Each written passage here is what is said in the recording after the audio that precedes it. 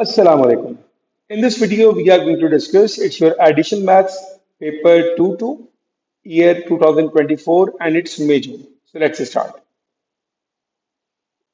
On the axis, sketch the graph of y equals to 2x minus 5, x plus 3 and 1 minus x. सबसे पहले हम क्या करेंगे we need to find the intercept. तो पहले मैं क्या करता हूं मैंने y की जगह कर दिया 0 पुट। मेरे पास अब क्या बना 2x minus 5 times x plus 3 times 1 minus x equals to 0। ठीक है, सिंप्लीफाई किया तो मेरे पास x का आंसर आ जाएगा x is 5/2, x is -3 and x is +1। ये मेरे तीन आंसर आ गए। इसी तरह मैं क्या करूंगा मैं करूंगा x की जगह 0 पुट। जब मैंने x की जगह 0 पुट किया तो y का आंसर क्या आएगा दैट विल बी -5, 3 एंड 1। तो इट इज -15। ठीक है, अब मैं इसके अकॉर्डिंगली अपने नंबर प्लेस करता हूँ। मुझे x पे चाहिए खाली 1 से लेके 3 तक के नंबर चाहिए। तो हम कर रहे थे भाई ये आ गया 1 2 3 4 -1 -2 -3 -4। y पे मुझे जाना है 15 तक। अब 15 के लिए तो लेट सपोज 5 10 15 5 -5 -10 एंड -15। ये आ गई मेरी वैल्यूज। अब मैं अपने पॉइंट्स को प्लॉट करता हूँ यहाँ पर। तो मेरे पास x का पॉइंट है -3 पर है, x का पॉइंट 1 पर है एंड 5/2 इज 2.5। ये x आ गया मेरे पास। ठीक है, और y मेरे पास था -15। अगर आप तीनों x को मल्टीप्लाई करो 2x x और -x तो उसका जो आंसर आएगा दैट इज -2x3। ठीक है, इसका मतलब हमारे पास नेगेटिव का ग्राफ बनेगा। अब नेगेटिव का ग्राफ हमारे पास बनता कैसे है भाई, आपके पास ग्राफ कुछ ऐसा पैटर्न फॉलो करेगा। कुछ ऐसा पैटर्न आपका ग्राफ फॉलो करेगा। मैंने बहुत ही अच्छा बहुत ही एग्जैक्ट एक्यूरेट नहीं बनाया, बट मैं आपको आइडिया दे रहा हूँ कि आपका ग्राफ कुछ ऐसा बनेगा। ठीक है, कुछ टेढ़ा मेढ़ा हो गया, इसको सही करने की कोशिश करता हूँ। क्योंकि जब आप इसको पेपर में बनाएंगे तो आपके पास इसका गैप जो होता है वो फिक्स रखना पड़ता है आपको। ठीक है, मैंने रैंडम बना दिया। Solve the inequality. This equation जो हम प्लॉट कर चुके हैं लेसर देन इक्वल टू 0। अब आप देखें कि आपका ग्राफ 0 से नीचे कब कब गया है। मेरा graph below the x axis है यहाँ पर। ठीक है, और यहाँ पर। तो अगर मैं इस वाले पार्ट को देखूं तो मेरे x की वैल्यू को -3 से ज्यादा होना चाहिए और 1 से कम होना चाहिए। तो यहाँ पर तो मेरा x बनेगा x should be greater than equals to -3 less than equals to +1 and दूसरा बनेगा x should be greater than equals to 2.5। Okay, इससे मेरा वैल्यू आगे जब जाएगा x की तो मेरा graph below the x axis चलेगा। ठीक है, on the axis below sketch the graph of 2x minus 5। अच्छा, ये भी वैसी ही ग्राफ है, इसको भी हम बनाते हैं। वैसे स्टार्ट करते हैं। तो x मेरे पास एक था 1 था, एक मेरे पास 2 3, एक मेरे पास था 2.5। यहाँ पर एक वैल्यू थी, एक यहाँ पर वैल्यू थी -1 -2 -3, एक वैल्यू मेरे पास यहाँ पर थी। ठीक है, जो मेरी वैल्यू नीचे थी बिलो दी एक्स एक्सिस -15 वाली वो आ जाएगी अब अबव दी एक्स एक्सिस। ये बन जाएगी मेरी वैल्यू। ठीक है, तो अब मेरा ग्राफ कैसा बन रहा था, मेरा ग्राफ लास्ट में तो ऐसा बन रहा था ना। अब ये ऐसा नहीं बनेगा। अब जो नीचे वाला कर्व है ना वो ऊपर आ जाएगा। अब ये कैसे बनेगा, अब ये आएगी लाइन यहाँ से ऐसे करके आएगी हमारे पास ही। अभी जाना तो नीचे चाहिए था लेकिन अब ये ऊपर डाइवर्ट करेगा और ये जाएगा हमारे पास कहाँ पर 1 पर जाएगा। 1 से फिर कहाँ जाएगा, ये वाला पार्ट तो सेम था and then it goes this way. ठीक है, अगर आप इन ग्राफ्स को देखो आप, तो जो पार्ट नीचे था वो अब अबव दी एक्स एक्सिस आ गया। Alright, next one. Evaluate integral of pi over 3 to pi over 2 cos x over 4 dx. You must show all your working. Okay. सबसे पहले आपका क्वेश्चन क्या है, cos x over 4, इसको आपने इंटीग्रेट करना है। cos का इंटीग्रेट क्या हो जाएगा हमारे पास sin x over 4 और फिर आपके एंगल का भी इंटीग्रेट डेरिवेटिव होगा दैट इज 4। ये आपने इंटीग्रेट कर दिया। Applying limits pi over 3 and pi over 2। 4 बाहर रखा आपने। अपर लिमिट अप्लाई करी तो जहां पर x है वहां पर आएगा पाई ओवर 2, तो that leads to pi over 8 upper limit minus lower limit sine pi over 3 4 जा 12। सिंप्लीफाई करते हैं इसको। Sine pi over 8 it is 0.3827 minus sine pi over 12 is 0.2588, minus करके मल्टीप्लाई बाय 4 करते हैं and you will get 0.4956।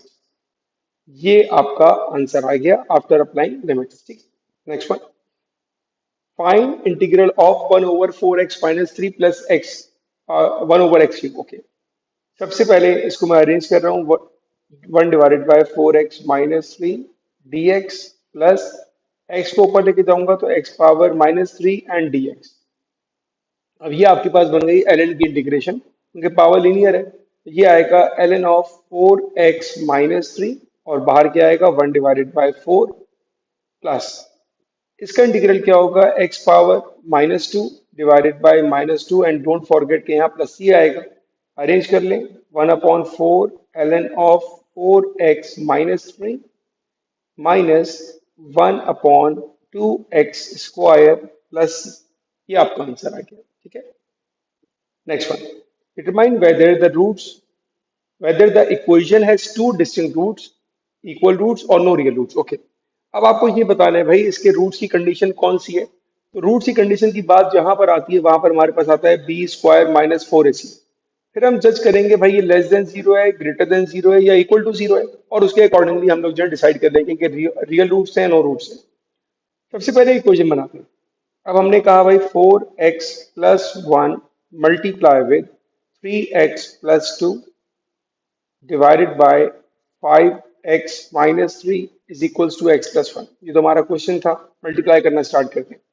4 3 12x square plus 4 2 8x plus 3 × x 3x plus 1 2 2 is equals to x+1 वही रहा हमने, 5x-3 वहां जाकर मल्टीप्लाई हो जाएगा। 12x स्क्वायर 8 प्लस 3 हमारे पास आता है 11x plus 2 is equals to 5x square minus 3x plus 5x-3। Arrange कर लेते हैं इसको, 12 माइनस 5 क्या हो जाएगा 7x स्क्वायर 11x और ये बनेगा मेरे पास 2, 11 minus 2 9x plus 2 plus 3 is plus 5। ये हमारे पास बन गई इक्वेशन। अब हम चेक करते हैं इस पर क्या अप्लाई करके, B square minus 4ac apply करते हैं और देखेंगे कि उसका आंसर हमारे पास क्या होगा। ठीक है, तो b क्या है मेरे पास 9 का स्क्वायर माइनस 4a क्या है मेरे पास 7, c क्या है मेरे पास 5, 9 का स्क्वायर 81, 4 7 4 5 20, 27 140। अब जो भी इसका आंसर आएगा ये लेस देन जीरो हो गया। जब इसका आंसर लेस देन जीरो हो गया तो आप ये कहोगे कि इसके कोई रियल रूट्स नहीं है। तो ये हमारे पास कंडीशन हुई नो रियल रूट्स की। ठीक है, तो स्टार्ट में जो मैं आपको बता रहा था कि 3 कंडीशन होती हैं, b square minus 4ac greater than, equal to और लेसर। तो हम चूंकि यहाँ पर इस कंडीशन में एग्जिस्ट कर रहे हैं, इसका मतलब है कि नो रियल रूट्स, ये इसका आंसर हो जाएगा। Next one, solve the equation 12 over root 3 cube root of x minus cube root of x equal to 4। Supposition करते हैं हम लोग, हम ये कह देते हैं let y is equals to cube root of x. सवाल बड़ा आसान हो जाएगा इससे। अब मेरा क्वेश्चन क्या बन गया, 12/y minus y equals to 4।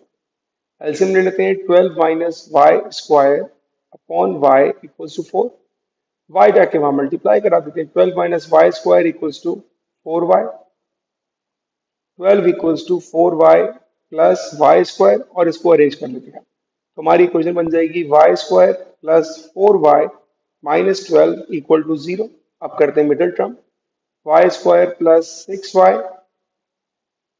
6 2 12 ना, y square plus 4y minus 12 minus 2y minus 12 equals to 0।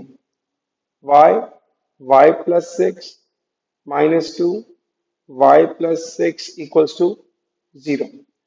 Common निकाला आपने तो ये आया y plus 6 and y minus 2 equal to 0। तो आपके आंसर क्या आ गए, y के -6 और y का दूसरा आंसर आ गया 2। ये तो y का आंसर आएगी, फिर माइंड कि हमको तो x निकालना है। अब हमारे पास सपोजिशन क्या थी, हमने सपोज किया था y equals to cube root of x। इसको दो बार लिखेंगे कि हमारे पास दो वैल्यूज है y की। अब y की तो पहली वैल्यू आई थी that is -6 equals to cube root of x और y की दूसरी वैल्यू थी 2 equals to cube root of x। अब आपको यहाँ पर क्यूब रूट हटाने के लिए क्या अप्लाई करना पड़ेगा, क्यूब अप्लाई करना पड़ेगा। तो दोनों साइड पर मैंने क्यूब अप्लाई किया, दोनों वैल्यूज पर। इसका फायदा क्या हुआ कि क्यूब से रूट कैंसिल हो जाएगा, क्यूब रूट, तो ये आएगा -216 इक्वल्स टू एक्स, पहला आंसर। और दूसरा आंसर 8 इक्वल्स टू एक्स। ये आपके दो आंसर्स आएंगे एक्स, ये आपके फाइनल आंसर। ठीक है, next one. The polynomial p is such that p of x is equals to 6x cubed plus x square minus 12x plus 5. Find the remainder when p of x divided by x minus 2. तो हमने क्या करना है भाई, x minus 2 equal to 0 and x is equals to 2. अब आपने x की जगह 2 पुट करना है, तो 6x cube plus x square minus 12x plus 5, और जहां पर भी x है वहां पर आप क्या पुट करेंगे, 2 पुट कर देंगे आप। अब सिंप्लीफाई करने, 2 का क्यूब 8, 8 6 जार 48, 2 2 जार 4, माइनस 12 2 जार 24 प्लस 5। सिंप्लीफाई करें, 48 plus 4 is 52, 52 57 and 57 minus 24 that is equals to 33। तो जो आपका रिमाइंडर आ रहा है दैट इज 33, ये आपका आंसर है। ठीक है, next one. Show that 2x minus 1 is a factor. अब 2x माइनस 1 अगर फैक्टर है, इसका मतलब है x की वैल्यू क्या हो जाएगी, 1/2। हमने काम क्या करना है, काम हमने वही करना है जो हमारी इक्वेशन है, 6x³ plus x square minus 12x+5। जहां पर भी x है वहां पर उसकी वैल्यू प्लेस करेंगे, दैट इज 1/2। यहाँ भी 1/2, जहां पर भी x है 1/2, और सिंप्लीफाई करेंगे इसको, that leads to 6/8 plus 1/4 minus 6 plus 5। Simplify करते हैं इसको, तो ये आएगा 2 3 जार एंड 2 4 जार, 3 plus 1 4 divided by 4 minus 6 plus 5 is -1। तो 1 माइनस 1 क्या बच जाएगा, ये आ जाएगा 1 minus 1 that is equals to 0। इससे क्या मालूम पड़ गया, इससे मालूम पड़ गया कि 2x minus 1 is a factor. 2x minus 1 is a factor, ये आपको शो करना था, शो कर दिया आपने। Next one. Hence write p of x as a product of its linear factor। अब p of x था क्या हमारे पास, p of x हमारे पास है 6x³ plus x square minus 12x+5। अब हमको क्या करना है, हमको बाकी फैक्टर्स निकालने हैं। तो यहाँ पर जो मैं मेथड अप्लाई कर रहा हूँ that is synthetic division. Synthetic division हम कैसे करते हैं, हम बनाएंगे ऐसा एक अपने पास डिवाइस है, ठीक है। उसमें आएगी हमारे पास x की जो कोफिशिएंट्स है। तो q का कोफिशिएंट क्या है, हमारे पास 6 है, स्क्वायर के साथ 1 है, x के साथ -12 और कांस्टेंट हमारे पास 5 है। और जो फैक्टर हमने निकाला था दैट इज 1/2, जो हमने ऊपर निकाला था, तो ये आ गया 1/2। याद रखिएगा जो पहली वैल्यू होती है वो तो एज इट इज आती है, दैट इज 6। अब ये 1/2 आपने मल्टीप्लाई करना है 6 के साथ, तो 1/2 टाइम्स 6 क्या हो जाएगा, अगर 1/2 को 6 से मल्टीप्लाई करेंगे दैट इज 3, ये आ गया 3। अब आपने इनको ऐड किया, 3 + 1 इज 4। अब 1/2 को मल्टीप्लाई किया आपने 4 के साथ, तो 1/2 टाइम्स 4 दैट इज 2, ये आ गया 2। -12 + 2 इज -10। अब आपने क्या किया, 1/2 को मल्टीप्लाई किया -10 से, तो 1/2 टाइम्स -10 इट इज -5, और -5 यहाँ पर आ गया 0। यहाँ पर 0 आने का मतलब ये है कि हम लोग बिल्कुल ठीक जा रहे हैं। तो वो हमारी इक्वेशन क्या आ गई, 6x² plus 4x minus 10 equal to 0। इसको हम डिवाइड कर लेते हैं 2 से, या आपका हो गया, मैं यहाँ से 2 कॉमन निकाला, तो 3x² plus 2x minus 5 equals to 0। अब करते हैं इसकी middle term, 3x² plus 5x minus 3x minus 5 equals to 0। Common निकाला आपने, x क्या बचा, 3x प्लस 5, कॉमन निकाला -1 क्या बचा, 3x प्लस 5। अब क्या बच गया आपके पास, x माइनस 1, और क्या बचा, 3x प्लस 5। ये तो दो फैक्टर थे ना, एक फैक्टर हमारे पास शुरू में आ चुका था दैट इज 2x माइनस 1, ये भी तो फैक्टर था। तो ये आ गया आपका तीसरा factor that is 2x minus 1, ये आपको गिवन था। तो उसने आपको कहा कि सिर्फ आपने क्या करना है, प्रोडक्ट ऑफ लीनियर फैक्टर की फॉर्म में लिखना है, तो आपने जस्ट इस फॉर्म में अपना आंसर देना है, ये आपका आंसर है, ठीक है। हेंस जब भी आपके पास वर्ड आ जाए ना, हेंस समझ जाइएगा कि ऊपर वाले आंसर का यहाँ पर यूज होगा। अब आप ये देखो कि जो आपको इक्वेशन दी है साइन की फॉर्म में, और जो आपके पास इक्वेशन है एक्स की फॉर्म में, अगर हम इनको कंपेयर करें, देखें 6x³ 6 sin cube, x square sine square -12x -12 sine और 5 अपनी जगह। इसका मतलब है सेम इक्वेशन। तो जब इक्वेशन सेम है तो इसके आंसर भी सेम आएंगे। तो हमने जो अभी फैक्टर्स निकाले थे वो फैक्टर्स क्या थे हमारे पास? एक था x-1, एक था 3x + 5 और एक था 2x-1। क्योंकि सब फैक्टर्स हैं तो ये इक्वल टू जीरो होंगे। अब यहाँ से हमारे पास x का आंसर आएगा, पहला आंसर 1 आएगा, दूसरा आंसर -5/3 आएगा और तीसरा आंसर 1/2 आएगा। मैंने आपको अभी बताया था कि इस इक्वेशन में और जो इक्वेशन हमें दी है ना, इसमें क्या था कि जहां पर भी x है वहां साइन आ रहा है। तो मैं भी अपने पास यही करूंगा कि जहां पर भी x है वहां पर मैं यूज करूंगा अब साइन थीटा। तो ये बनेगा sine theta is equals to 1, ये बनेगा साइन थीटा इक्वल्स टू -5/3 और ये बनेगा साइन थीटा इक्वल्स टू +1/2। ठीक है। अब यहाँ पर हम थीटा निकालेंगे कहाँ से कहाँ तक, फ्रॉम 0 to 90। इसका मतलब है पहला क्वाड्रेंट है। साइन थीटा 1 कहाँ पर होता है? जब आपका एंगल 90 होता है। ये आपका पहला एंगल आ गया। ठीक है। ये आपके पास अनडिफाइंड हो जाएगा क्योंकि साइन तो नेगेटिव में जा ही नहीं सकता। और 1/2 कहाँ पर होता है? 1/2 होता है मेरे पास 30 पर। तो मेरे थीटा के दो आंसर्स आ रहे हैं, दैट इज 30 एंड 90। ये हमारे पास एंगल के दो आंसर्स आ गए। ठीक है। आगे बढ़ते हैं। A curve had the equation y equals to 5 e to the power 2x minus 1. The tangent to the curve at the point where x is equals to 1 cuts the x-axis at the point P. अब देखिए यहाँ पर कुछ conditions important है हमारे लिए। क्या है भाई? cuts the x-axis at point P। अब point P कहाँ पर है? point P x पर है। तो अगर मैं यहीं पे मेंशन करूं कि P के जो कोऑर्डिनेट्स होंगे वो x तो होगा बट उसका y 0 हो जाएगा। ठीक है। Find the equation of a tangent in the form of y equals to mx plus c where m and c are exact values. ये आ गया दूसरा कीवर्ड कि अब मुझे इसको सिंप्लीफाई नहीं करना। अगर मेरा क्वेश्चन ई में आता है, एल में आता है, मैं उसको उसी फॉर्म में छोड़ दूंगा। And hence find the coordinate of P. Okay बेटा, हमारे पास कर्व की इक्वेशन क्या है? y is equals to 5 e to the power 2x minus 1 plus e। ये आपका क्वेश्चन है। सबसे पहले हम निकालते हैं, इसको डेरिवेट करते हैं। ठीक है। तो हमने स्टार्ट किया डेरिवेट से, dy/dx। 5 अपनी जगह, e पावर 2x का डेरिवेटिव 2e पावर 2x-1 और इसका डेरिवेटिव 0 हो जाएगा। अब आपको लगता होगा कि इसका डेरिवेटिव तो e होगा। नहीं, e तब होता अगर पावर x होती, क्योंकि e पावर 1 है तो ये तो कांस्टेंट बन गया और कांस्टेंट का डेरिवेटिव 0 होता है हमारे पास। ठीक है। अब आपको यहाँ पर x की वैल्यू दी है, दैट इज 1। तो यहाँ पर हम x की जगह उसकी वैल्यू प्लेस करते हैं कि x की वैल्यू 1 है हमारे पास। तो dy/dx क्या हो जाएगा आपके पास? ये आएगा 5 2e power 2 - 1, it will be 1। तो मेरे पास dy/dx आ जाएगा 10e। ठीक है। ये आपका पहला स्टेप कंप्लीट हो गया। हमारे पास लाइन की इक्वेशन क्या होती है? y-y1। अच्छा, उसके लिए मुझे चाहिए कोऑर्डिनेट। कोऑर्डिनेट की तो चाहिए ना। उन कोऑर्डिनेट्स में मुझे एक तो पता है कि x बराबर है 1 की। अब हमारी इक्वेशन क्या थी? ये हमारी इक्वेशन है। इस इक्वेशन में हम x की वैल्यू प्लेस करके y निकालते हैं। ठीक है। ये हमारी इक्वेशन आ गई।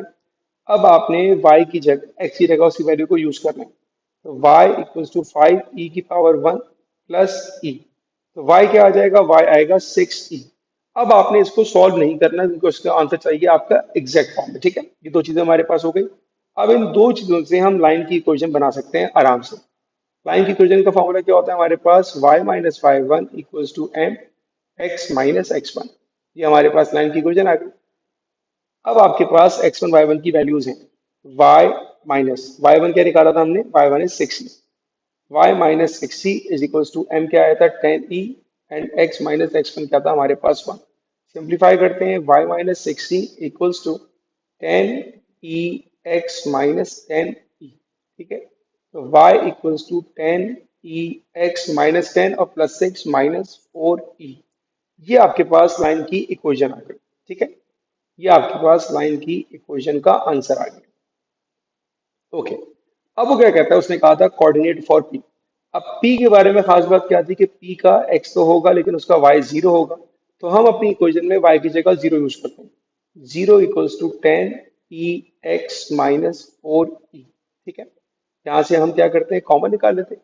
लेट सपोज के 2 और e कॉमन निकाल लिया, क्या बचा? 5x माइनस 2 बच गया इक्वल टू 0। ये 2 ही जाके तो 0 हो जाएगा। तो 0 equals to 5x minus 2 and x is equals to 2 divided by 5। तो आपके पास जो p का कोऑर्डिनेट आया दैट इज 2/5, 0। ये आपका आंसर आ गया। ठीक है, क्लियर है बात? Okay, next one. Show that sine cube x time cosec x divided by cot x can be written in the form of sine square x and tan x. Okay, सबसे पहले simplify इसको जरा आसान तरीके से करेंगे। साइन क्यूब एक्स, मेरे पास लिखा क्या है? मेरे पास लिखा है cosec x divided by cot x, ये लिखा है मेरे पास, ठीक है बेटा। अब आप सबसे पहले इसको आसान फॉर्म में लिखना स्टार्ट करो। Sine cube x, what is cosec x? Cosec x होता है 1 upon sine x divided by what is cot? Cot होता है cos x upon sine x. इस तरह लिखने से ना आपका एरर मार्जिन बिल्कुल रिड्यूस हो जाएगा। अब साइन क्यूब एक्स अपनी जगह, 1 अपॉन साइन एक्स अपनी जगह, डिवाइड को चेंज किया आपने मल्टीप्लाई में, तो ये हो जाएगा sign x divided by cos x. ठीक है, सिंप्लीफाई कर देते हैं हम लोग, तो साइन से साइन हो गया कैंसिल। अब क्या बचा? Sine cube x divided by cos x. देखिए आपको चाहिए साइन स्क्वायर एक्स, अच्छा जी। अगर मैं इसको इस फॉर्म में लिखूं, मैं इसको लिख दूं भाई sign square x time sine x, तो कोई फर्क तो नहीं पड़ा। अगर मैं इसको ऐसे लिखूं इस तरह, मुझे बड़ा फायदा हो गया कि ये आ गया मेरे पास साइन स्क्वायर एक्स, और साइन अपॉन कॉस क्या होता है मेरे पास? टेन एक्स होता है। तो जो मुझे प्रूफ करना था वो मैंने यहाँ पर प्रूफ कर दिया। Next one, solve the equation cos square x tan x minus half tan x equal to zero for minus five to plus five. Okay, start कैसे करेंगे भाई? आपको सिंप्लीफाई करना है इक्वेशन को। सबसे पहले मुझे नजर आया कि यार टेन एक्स कॉमन आ रहा है, तो अगर मैं टेन एक्स कॉमन निकाल लूं तो बचेगा क्या? ये आएगा cos square x minus 1/2 equal to zero. ये हो गया हमारा पहला स्टेप। अब हम दोनों को इक्वल टू जीरो कर दो, तो मेरे पास आया tan x equal to zero and cos square x minus 1/2 equal to zero. जब टेन वहां जाके इन्वर्स होगा तो क्या हो जाएगा? x is equals to tan inverse of zero. ये तो एक आंसर आ गया। यहां पर आपको सिंप्लीफाई करना पड़ेगा। ये आया 1/2, apply root on both sides, तो ये आ जाएगा मेरे पास cos x इक्वल्स टू, अब जब आप रूट लोगे तो आपको यहाँ पर प्लस माइनस इंट्रोड्यूस करना लाजमी है, ये बात याद रखिएगा, ठीक है। एंड कीप इन माइंड कि आपका पूरा काम रेडियन मोड पे चलना चाहिए, ठीक है। अच्छा जरा अपनी लिमिट्स को देखते हैं ना, रेंज को देखते हैं। ये आ रहा है फ्रॉम -5 टू +5। इसका मतलब ये होगा, अगर मैं इसकी डायग्राम बना के आपको दिखाऊं, दो डायग्राम बनाऊंगा, क्योंकि एक क्लॉकवाइज मूवमेंट को डिफाइन करेगा, एक एंटी क्लॉकवाइज। क्योंकि वो कह रहा है कि जब पाई था तो ये जो है आपके पास दैट इज पाई, ठीक है, और जब -5 था तो ये होगा आपके पास -5, ये बात याद रखिएगा। तो इसका इनडायरेक्टली मतलब ये हुआ कि चारों क्वाड्रेंट एक्टिव हो चुके हैं। ये बड़ी एग्जामिनर की जो है ना चालाकी होती है, आपको समझना होता है कि चारों क्वाड्रेंट एक्टिव है आपके। पहले बात करते हैं टेन इनवर्स जीरो की। तो ये तो बहुत शरीफ सा है, ऐसे तो कह दिया भाई सिंपल जीरो आंसर आ गया। अब आते हैं कॉस पर। देखिए अब आपके पास चारों क्वाड्रेंट एक्टिव है, तो पहले हम निकालते हैं अल्फा। अल्फा आएगा हमारे पास 0.785 के, आपने कॉस का इन्वर्स किया, ठीक है। अब अगर हम आते हैं किस पर? एंटी क्लॉकवाइज पर आते हैं, तो हमारे पास पहले क्वाड्रेंट में आएगा दैट इज 0.785, पहले क्वाड्रेंट में 0.785, दूसरे क्वाड्रेंट में आएगा that will be pi minus 0.785, ठीक है। और यही काम यहां पर भी होगा। अगर आप क्लॉकवाइज में लेके जाते हो तो आपके पास क्लॉकवाइज में भी क्या होगा? -0.785 और -पाई प्लस 0.785। ये आपकी मूवमेंट है क्लॉकवाइज की, और ये आपकी मूवमेंट है एंटी क्लॉकवाइज की। तो आंसर सेम आएंगे, बस सिर्फ डायरेक्शन की वजह से साइन का चेंज हो जाएगा इसमें। तो अब मेरे पास चार आंसर्स आएंगे। तो the final answers will be negative 0.85, फिर ये पॉजिटिव का आएगा 0.785, फिर जब आप पाई में से माइनस करोगे you will get negative 2.356 and positive 2.356। तो ये आपके चार आंसर्स आ गए, और यहाँ पर आपका क्वेश्चन हो गया complete. Alright, next one. Find the number of different ways the nine letter of the word polymath can be arranged when the O and A are not next to each other. Okay बेटा, हम क्या करेंगे? बहुत ही आसान तरीका मैं आपको बताऊंगा परम्यूटेशन का सवाल करने के लिए। पहले आप क्या करें, आप नाइन लेटर में निकालें। एक, दो, तीन, चार, पाँच, छ, सात, आठ, नौ। और अगर हम निकालें इस पे भाई कोई रिस्ट्रिक्शन नहीं है, कोई भी लेटर कहीं पर भी आ जाए, तो इसका आंसर आएगा हमारे पास 9 फैक्टोरियल। ठीक है, ऐसे ही है। अब हम लेकर आते हैं उस केस को जब हम ये कहते हैं कि हमारे पास O और A एक दूसरे के साथ आ जाए। मैंने कहा भाई यहाँ पर O है और यहाँ पर A है और ये हमेशा एक साथ रहेंगे। ठीक है, अब हमारे पास कितनी एंटिटीज हैं, अब ये देखिएगा।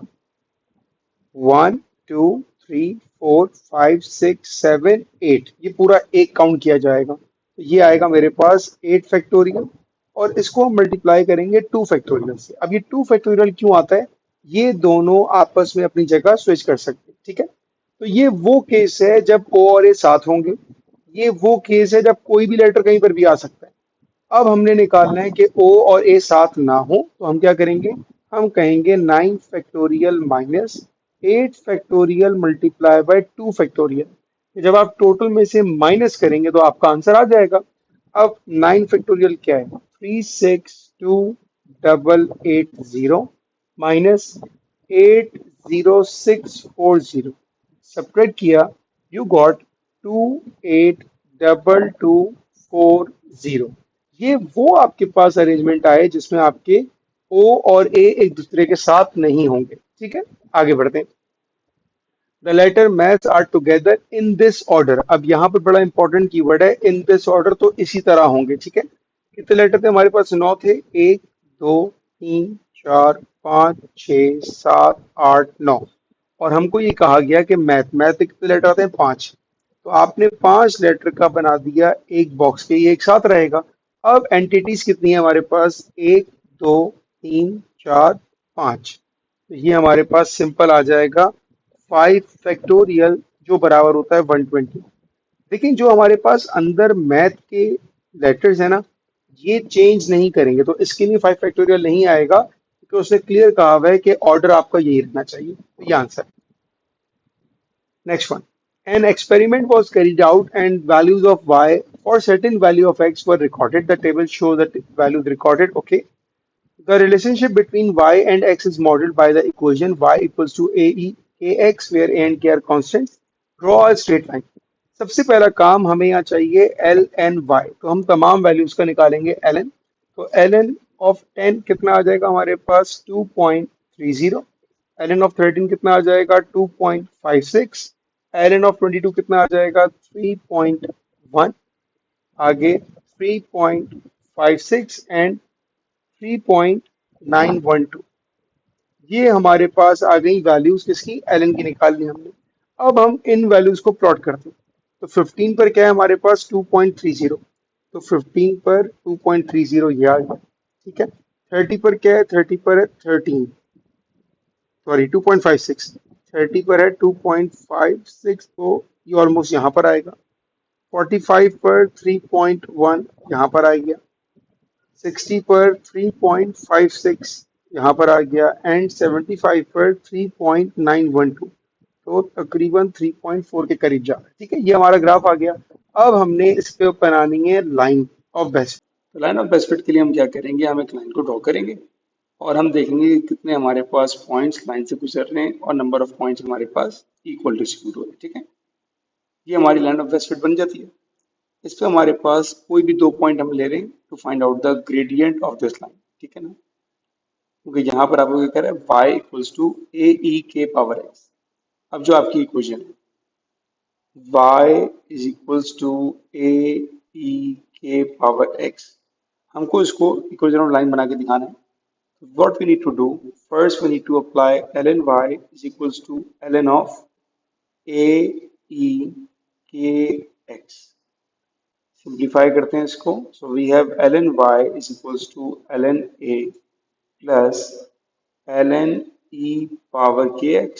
लॉग की पावर क्या होती है कि लॉग पावर को कोफिशिएंट बनाता है, तो kx आ गया और जो आपका ln e बचेगा दैट लीड्स टू 1। तो हमारे पास लाइन की इक्वेशन आ जाएगी ln a plus k x that is equals to ln y। ठीक है, अब उसने हमसे कहा है कि हमें यहाँ पे वैल्यूज निकालनी है a और k की। ये कैसे निकालेंगे, देखिए k क्या है हमारे पास, k चूंकि x के साथ लिखा है इसका मतलब है k रिप्रेजेंट ग्रेडियंट। तो अब हमने निकालना है यहाँ पर ग्रेडियंट। तो आपको जो पॉइंट्स दिए हुए हैं ये क्या दिए हुए हैं? हम कोई भी 2 पॉइंट ले लेते हैं। लेट सपोज मैंने ये 2 पॉइंट ले लिए। 15 पर है 2.3, 15 पर 2.30, ये एक पॉइंट आ गया, एंड 30 पे 2.56, 30 पर 2.56। अब अप्लाई करते हैं हम ग्रेडियंट का formula. Formula says y2 minus y1 divided by x2 minus x1. So 2.56 minus 2.30 divided by 30 minus 15 हो जाएगा। So the gradient is 0.017 है, तो उसको हम राउंड ऑफ करके कर देंगे 0.02। ये तो आ गया आपका ग्रेडियंट, ठीक है। और ग्रेडियंट हमें रिप्रेजेंट कर रहा है किसकी वैल्यू? ये आ रही है हमारे पास k की वैल्यू। अब आते हैं फॉर सी। आपके पास लाइन की इक्वेशन क्या है? Line is L N y is equals to L N a plus k x, और के की जगह आ जाएगा 0.02x। पॉइंट हमने लिखा हुआ है, हम उस पॉइंट को मार्क कर देते हैं। लेट सपोज कि मैं यहाँ पर इस वाले पॉइंट को यूज कर रहा हूँ। जहाँ पर y है वहां पर आ गया 2.30, एल एन ए मुझे नहीं पता, 0.02 हमने फाइंड कर लिया, एंड x इज 15। तो 0.02 times 15 is equals to 0.3. So 2.3 is equals to ln A, and that is 0.3. So 2.3 में से आपने 0.3 माइनस किया, you got 2 is equals to ln of A. अब आपको A निकालना है, तो that leads to e power 2 equals to A. So e to the power of 2, that is equals to 7.38. ये आपके पास A है, but the question says we need to give our answer to one significant figure. तो इसके हिसाब से हमारा answer क्या बन जाएगा? That will be 7 only. So k is 0.02 and a is 7। ये आपके आंसर्स आ गए। Find the value of x for which y is 17। अब आपको दिया हुआ है y की वैल्यू 17 है, बट हमारे पास तो ग्राफ पे ln y था, तो हम पहले निकालते हैं इसका ln value. So ln of 17 is equals to 2.83। Alright, अब ग्राफ पे जाके देखेंगे 2.83 की लाइन कहाँ पर है? 2.5678, 2.83 यहाँ कहीं होगा। इस पॉइंट पर जाके आपने लाइन को कंस्ट्रक्ट करना है। 2.83 ये लाइन है अप्रोक्सीमेटली मेरे पास 2.83, और यहाँ पर जहाँ वैल्यू एक्स पर आ रही है वो वैल्यू मार्क कर दी। दैट इज, अच्छा इसका डिस्ट्रीब्यूशन कितना है? ये एक डिवीजन किसके बराबर है? 15 डिवाइडेड बाय 10। तो एक डिवीजन हमारे पास 1.5 के बराबर हो गया ना, तो 30, 1.5, 1.53, ये हो गया 33, और ये हो जाएगा 36। तो क्वेश्चन क्या कह रहा था? Find the value of x for which y is 17। तो x का आंसर हमारे पास आ जाएगा 36। ये हमने कहाँ से निकाला? ये आंसर हमारे पास आया ग्राफ से। Question number 9, it says that diagram shows part of the curve y equal to 32x minus 4x square minus 48 and the line AB. The curve and the line AB meets the y-axis at A. ये पहला point आ गया हमारे पास। And meet again at the point B 5,12. The line CD extended is parallel to the y-axis, straight line है, and passes through the maximum point of the curve. ये है condition हमारी, ठीक है। Find the area of the shaded region. अब पहले मैं आपको बता दूं कि हमारी स्ट्रेटेजी क्या होगी एरिया निकालने के लिए। हम पहले इस कर्व का पूरा एरिया निकालेंगे, ठीक है। ये पूरा एरिया निकालने के बाद हम इसमें से ट्राइंगल का एरिया माइनस कर देंगे, तो हमारे पास ये वाला एरिया आ जाएगा। ये हमारी बनी वर्किंग स्ट्रेटेजी, ठीक है। अब इसके लिए मेरे पास ना ए की वैल्यू, ना सी की वैल्यू, ना डी की वैल्यू, कोई भी वैल्यू नहीं है। अब इनके लिए स्टेप बाय स्टेप काम शुरू करते हैं। सबसे पहले हम यूज करते हैं, जो उसने बोला हमको मैक्सिमम पॉइंट। अब इस कंडीशन का मतलब क्या होता है? देखिए, जब भी हमारे पास मैक्सिमम पॉइंट या स्टेशनरी पॉइंट की बात करता है, तो हम वहां पे डेरिवेट करके जीरो से इक्वेट करते हैं। तो सबसे पहला काम तो हमने करना है कि इसको निकालने के लिए dy बाई डी एक्स को जीरो से इक्वेट करना है, ठीक है। अब आते हैं dy बाई डी एक्स के लिए। तो y क्या आपके पास? y is 32x minus 4x square minus 48। जब आपने इसको डेरिवेट किया, so we got dy over dx leads to 32 minus 8x, 48 तो जीरो हो जाएगा। dy बाई डी एक्स की जगह आपने जीरो पुट कर दिया, एज पर द कंडीशन, तो 32 माइनस 8x, ये आ जाएगा 8x is equals to 32 and x is equals to 4। ये हमारे पास पहला इंपॉर्टेंट काम हमने कर लिया कि हमारे पास x की वैल्यू 4 आ गई। तो मुझे ये मालूम है कि ये जो पॉइंट होगा यहाँ पर x मेरे पास 4 होगा। अच्छा, y का मुझे कोई मसला नहीं है ना मुझे निकालने का, तो ये आ जाएगा c का कोऑर्डिनेट 4,0। ये तो हमने पहली कंडीशन को यूज कर लिया। अब आते हैं हम पॉइंट ए के कोऑर्डिनेट्स के ऊपर, ठीक है। अब आते हैं, हमारी वर्किंग होती है ए के ऊपर। अब अगर हम ए को देखें तो ए का लाई करता है, ए एक्स पे लाई कर रहा है। इसका मतलब ये होगा कि इसका जो वाई कोऑर्डिनेट होगा वो 0 हो जाएगा। तो आपकी इक्वेशन क्या थी? आप अपनी इक्वेशन को दोबारा यूज करेंगे जो मैं तो यूज कर रहा हूँ, और इसमें आप y की जगह 0 पुट कर देंगे। तो मैंने y की जगह 0 पुट किया, so what I got 32x minus 4x square minus 48। ये बन गई आपकी quadratic equation, 4x square minus 32x plus 48 is equals to 0। इसको हम आसान बनाने के लिए इसमें से 4 कॉमन निकाल लेते हैं। ये आ जाएगा x square minus 4 8 32x plus 4 12 40। ठीक है, मैंने डिवाइड बाय 4 कर दिया, कॉमन निकाल लिया 4 मैंने आसान बनाने के लिए। अब इसका हम करते हैं मिडिल टर्म बेटा। ये आ जाएगा x square minus 6x minus 2x plus 12 equals to 0। इसको हम आगे कंटिन्यू करते हैं यहाँ पर। ओके, सिंप्लीफाई किया आपने तो ये आया एक्स स्क्वायर, सॉरी एक्स को हम कॉमन ले लेंगे अब, तो x x minus 6 minus 2 x minus 6 equals to 0। तो मेरे पास यहाँ पे ब्रैकेट बन जाएगा x minus 6 x minus 2 equal to 0 and I got two answers for x is 6 and x is 2। ठीक है बेटा, ये हमारे पास दो पॉइंट्स आ गए। अच्छा, ए कौन सा वाला है? ए हमारे पास वो है जो पहली वैल्यू आ रही है।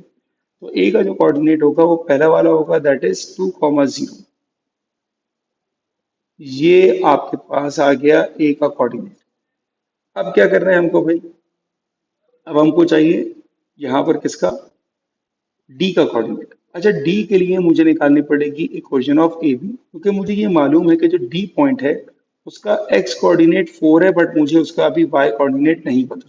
तो मैं इक्वेशन ऑफ ए बी निकाल के इजीली फाइंड कर सकता हूँ। ठीक है, अब हमारा नेक्स्ट टास्क शुरू हो गया, इक्वेशन ऑफ ए बी। अब हम इस पे काम करना स्टार्ट करते हैं। ठीक है, इक्वेशन निकालने के लिए आपको क्या चाहिए? हमारे पास इसके लिए ए का कोऑर्डिनेट है, दैट इज 2,0, ये हम निकाल चुके हैं। और हमको बी का कोऑर्डिनेट दिया हुआ है, दैट इज 5,12। जब आपके पास दो कोऑर्डिनेट हैं तो अब तो आप आराम से ग्रेडियंट निकाल सकते हैं इसका। So gradient is equals to y2 minus y1 over x2 minus x1। So 12 minus 0 12 upon 5 minus 2 3 4 आ जाएगा। जब ग्रेडियंट 4 आ गया तो इक्वेशन निकालते हैं, y minus y1 is equals to m x minus x1। x1 y1 की जगह लेट्स सपोज हम ले लेते हैं पॉइंट a का, तो y1 तो 0 हो गया, तो y इक्वल्स टू m की जगह 4 and x minus 2। So y equals to 4x minus 8। ये आपके पास आ गई इक्वेशन ऑफ ए बी। अब इस इक्वेशन ऑफ ए बी का फायदा क्या हुआ कि अब मैं यहाँ से d का पॉइंट निकाल सकता हूँ। ठीक है, d के लिए हमारे कोऑर्डिनेट क्या थे? d के लिए कोऑर्डिनेट थे हमारे पास 4, y। तो x की जगह आपने 4 पुट करना है, तो 4 times 4 minus 8, 16 minus 8 that will be 8। तो d का पॉइंट आ गया मेरे पास 4, 8। ये हमारे लिए एक इम्पॉर्टेंट पॉइंट था। अब आपके पास d का पॉइंट आ गया, इसका मतलब है कि मैं एरिया ऑफ ट्राइंगल तो इजी निकाल सकता हूँ। ठीक, अब आते हैं हम लास्ट पार्ट की तरफ। सब हमने काम कर लिया, अब हम सिर्फ एरिया की तरफ जाएंगे। ठीक है, तो पहले काम ये करते हैं, पहले आसान वाला काम करते हैं कि एरिया ऑफ ट्राइंगल निकाल देते हैं। ठीक है, हमारे पास एरिया ऑफ ट्राइंगल का वर्किंग फॉर्मूला क्या होता है? 1/2 बेस मल्टीप्लाई बाय हाइट। अब बेस और हाइट देखें, आपके पास बेस क्या होगी? Basically base is this side, A से लेके सी। ए का कोऑर्डिनेट हमारे पास क्या था? ए इज 2, ये था 2,0। इसका मतलब है कि ये जो हाइट होगी, लेंथ होगी, दैट इज 2। और इसी तरह हम निकालते हैं हमारे पास सी से लेके डी की हाइट क्या है? तो यहाँ जो y कोऑर्डिनेट होगा वो इसकी हाइट होगी, तो d का y कोऑर्डिनेट क्या था हमारे पास 8 था। तो ये y कोऑर्डिनेट हमारे पास 8 है, तो इसकी लेंथ भी 8 होगी। तो अब मेरे पास एरिया ऑफ ट्रायंगल आ जाएगा 1/2 बेस इंटू हाइट, कैंसिल हुआ, ये तो आ गया मेरे पास 8, that is the area of triangle. अब निकालते हैं हम area under the curve, area under curve. अब इसके लिए जो हमें काम करना है दैट इज इंटीग्रेशन। अब हमको इंटीग्रेट करना है किसको, इंटीग्रेट करना है 32x माइनस 4x² माइनस 48। इसको इंटीग्रेट करना स्टार्ट करते हैं। 32x का इंटीग्रल क्या हो जाएगा, ये आएगा 32x² upon 2 minus 4x³ upon 3 minus 48x। ठीक है, और इस पर हमारी लिमिट्स क्या जाएंगी, लिमिट्स हमारे पास है फ्रॉम 2 to 4, ये हमारी लिमिट्स हैं 2 से लेके 4। सिंप्लीफाई करते हैं इसको, तो ये आएगा हमारे पास 16x² minus 4x³ upon 3 minus 48x from 2 to 4।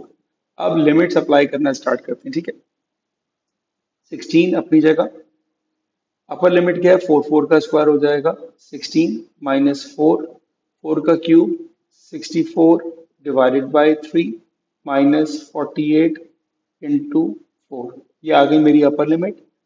Minus अब आएगी मेरी लोअर लिमिट। लोअर लिमिट का मतलब ये होगा कि x की जगह अब हम 2 प्लेस कर रहे हैं। ठीक है, तो ये आएगा 16, 2 का स्क्वायर 4 माइनस 4, 2 का cube 8 upon 3 and minus 48 times 2, ये हमारे पास आ गई लोअर लिमिट। सिंप्लीफाई किया, अब जब मैंने पूरा ये अपर लिमिट, इस पूरे को जब मैं कैलकुलेट करूंगा, मेरा जो आंसर आएगा that is negative 21.33 minus lower limit को किया नेगेटिव 42.67, ये मेरा पूरा आंसर आ गया। सिंप्लीफाई किया इसको, सो आई गॉट 21.33। ये किसका आ रहा है, that is the area of the under the curve. मुझे चाहिए था एरिया ऑफ शेडिंग, इसमें से ट्रायंगल का एरिया आपको माइनस करना है। तो area of shaded is 21.33 minus area of triangle कितना आया था हमारे पास, 8 आया था, माइनस 8 दैट लीड्स टू 13.33। ये आपका फाइनल आंसर होगा, the area under the curve और the area of the shaded part, ये हमारा फाइनल आंसर होगा। ठीक है, next one, the function F and G are defined by, अच्छा एफ का फंक्शन आ गया, जी का फंक्शन आ गया, explain why F inverse exist. देखें अगर इसका इनवर्स एग्जिस्ट कर रहा है तो इसका बड़ा आसान सा हमारे पास रीजन क्या होगा कि it is a 1-to-1 function. ये हमारे पास इसका आंसर होगा कि अगर इनवर्स एग्जिस्ट कर रहा है तो 1-to-1 फंक्शन होगा। Find an expression for F inverse and state the domain and range of F inverse. यानी जी पहले फाइंड करते हैं एफ इनवर्स। तो हमारे पास फंक्शन क्या है, एफ ऑफ एक्स हमारे पास बराबर है ई x² प्लस 3। ठीक है, अब इसका इनवर्स निकालना स्टार्ट करते हैं। तो हमारे पास पहला स्टेप क्या हो जाएगा, y is equals to e x² plus 3। अब मुझे यहाँ पर e को खत्म करना है, that means I need to apply ln on both sides. ये हो जाएगा मेरे पास ln y is equals to ln of e x² plus 3। ln की प्रॉपर्टी यूज करते हैं तो ln y equals to power नीचे आ जाएगी और e खत्म हो जाएगा, ln तो 1 हो जाएगा हमारे पास। ठीक है, ये आएगा हमारे पास ln y minus 3 equals to x square. Square खत्म करने के लिए we need to apply under root on both sides. तो ये बनेगा अब हमारे पास x equals to plus minus under root of ln y minus 3। ठीक है, और फाइनली हम क्या कहेंगे, हम कहेंगे f इनवर्स ऑफ x बराबर हो जाएगा under root of ln x minus 3 और यहाँ पर आएगा नेगेटिव साइन। अब ये नेगेटिव आने की वजह क्या है, देखिए इसका बड़ा सिंपल सा मैं आपको आंसर देता हूँ। अगर हमारे पास साइन लेसर देन का होगा तो हमेशा साइन हमारा नेगेटिव का आएगा, क्योंकि हमारी वैल्यूज नेगेटिव साइड पे जा रही होंगी। एक्स लेस देन 0 का मतलब वैल्यूज हमारी जा रही होंगी नेगेटिव साइड के ऊपर। तो ये बनेगा हमारा इनवर्स का आंसर। आप यहाँ पर इस माइनस साइन को इग्नोर नहीं कर सकते। ठीक है, ये तो आपका इनवर्स आ गया, state the domain and range of F inverse, ठीक है जी। अब हमें एक बात पता होनी चाहिए, एक हमारे पास होता है फंक्शन और एक होता है फंक्शन का इनवर्स। जो फंक्शन की डोमेन होती है वो आपके पास इनवर्स की रेंज बन जाती है, और जो फंक्शन की रेंज होती है वो आपके पास इनवर्स की डोमेन बन जाती है। ये आपको बता रहा हूँ, लिखना नहीं होगा पेपर में इसको, ठीक है। अब हमें चाहिए एफ इनवर्स की रेंज। चलें जी, रेंज वाला पार्ट करते हैं पहले हम। रेंज क्या है, जो डोमेन है, डोमेन क्या है मेरे पास, लेसर देन जीरो। तो मैं ये कह सकता हूँ कि रेंज क्या होगी, F of x, sorry F inverse of x is lesser than zero. ये तो आ गई आपकी रेंज, ठीक है। अब आते हैं डोमेन पर। डोमेन के लिए आपको फंक्शन की रेंज चाहिए होगी, ठीक है ना। अब फंक्शन की रेंज क्या होगी, फंक्शन की रेंज देखिए भाई, एफ की रेंज क्या होगी, ये एफ का जो ग्राफ है ई की power x square plus three, ये हैप्पी फेज बन रहा होगा, ठीक है। ये हैप्पी फेज बन रहा होगा, और इसमें जो लोवेस्ट वैल्यू मेरे पास होगी दैट इज ई की पावर थ्री। तो मैं ये कहूंगा जो फंक्शन है उसकी जो रेंज होगी it should be greater than E की पावर थ्री, ठीक है। तो जो फंक्शन की रेंज है वो आपके पास डोमेन हो जाएगी इनवर्स की। तो डोमेन हो जाएगी x is greater than e की पावर थ्री। ये आपका आंसर आएगा। इसको डायरेक्ट नहीं निकाला, इसको मैंने यहां से निकाला कि जो फंक्शन की रेंज है वो इनवर्स की डोमेन है। ये आपका आंसर है।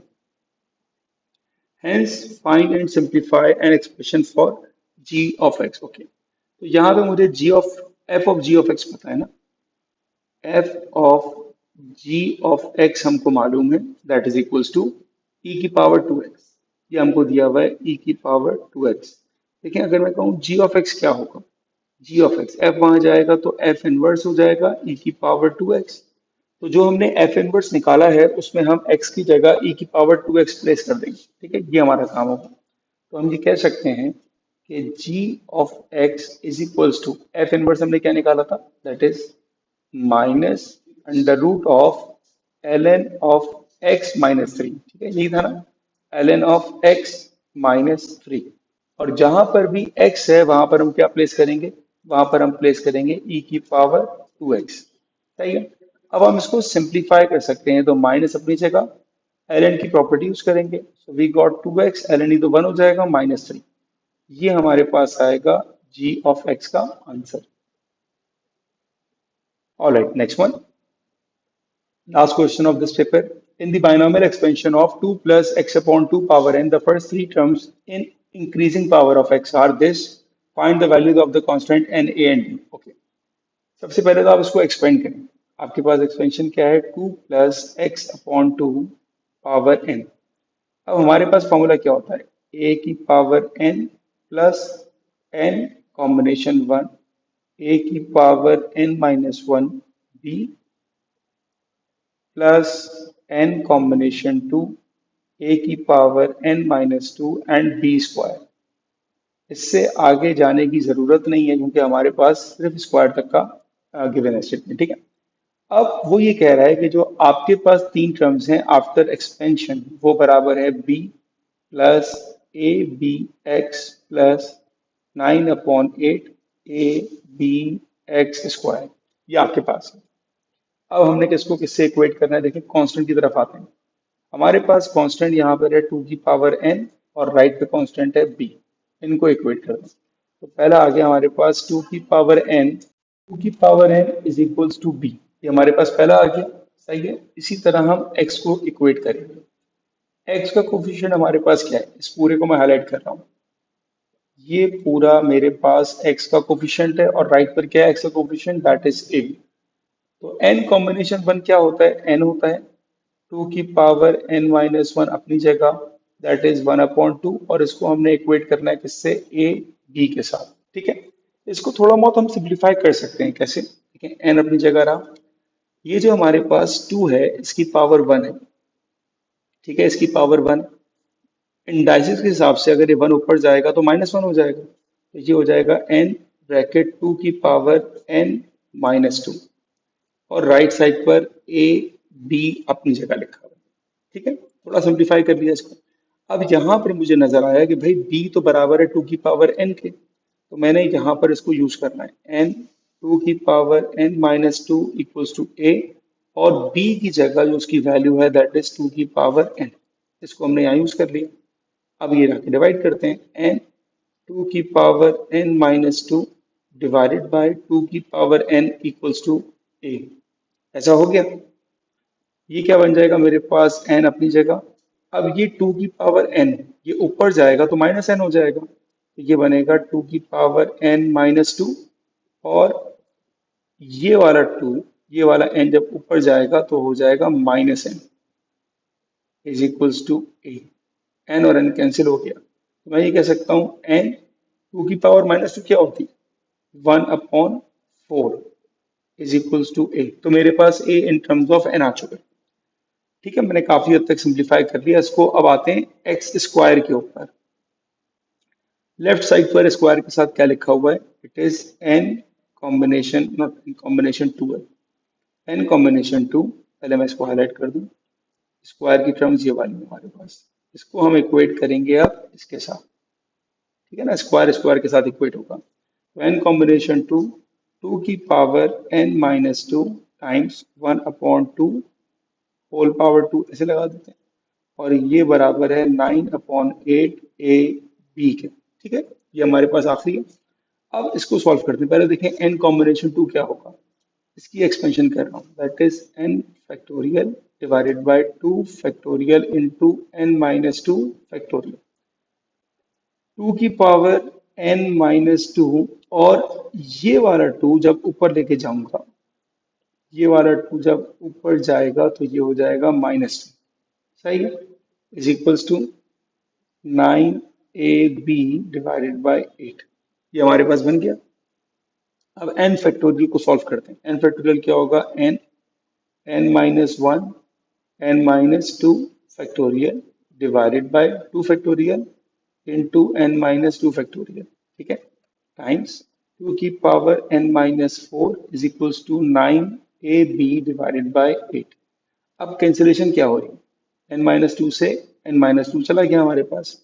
और कुछ सिंप्लीफाई हो रहा है कि हमारे पास नहीं, और अभी नजर नहीं आ रहा, लेकिन अभी हम इसको सिंप्लीफाई कर सकते हैं।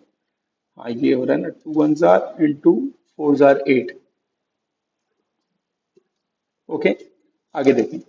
अब हमारे पास ब्रैकेट्स क्या बने, हमारे पास ब्रैकेट बन रहा है n into n minus one, divide में तो कैंसिल हो गया, टाइम्स 2 की power n divided by minus four था ना, तो ये 2 की पावर 4 कर दिया, equals to 9ab divided by 4।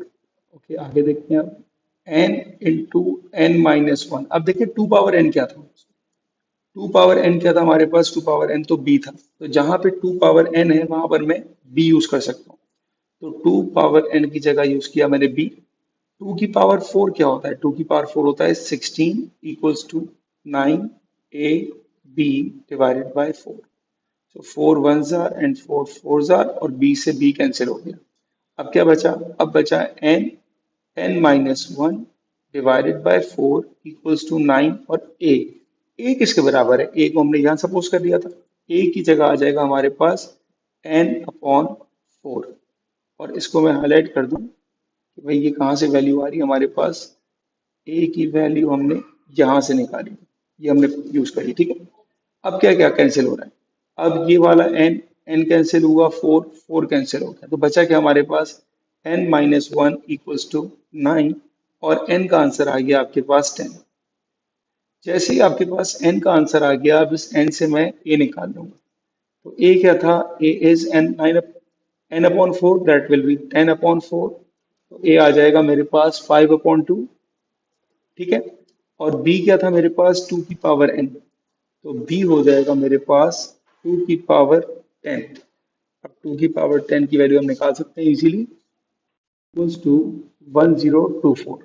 ये आपके पास फाइनल आंसर्स आ गए, बी भी आ गया, ए भी आ गया एंड एन भी आ गया। यहाँ पर आपका पेपर हो गया फिनिश। इसकी जो पीडीएफ सॉल्यूशन होगा वो मैं इसी वीडियो के लिंक में डाल दूंगा, कोई प्रॉब्लम हो तो मुझसे पूछ लीजिएगा। Thank you.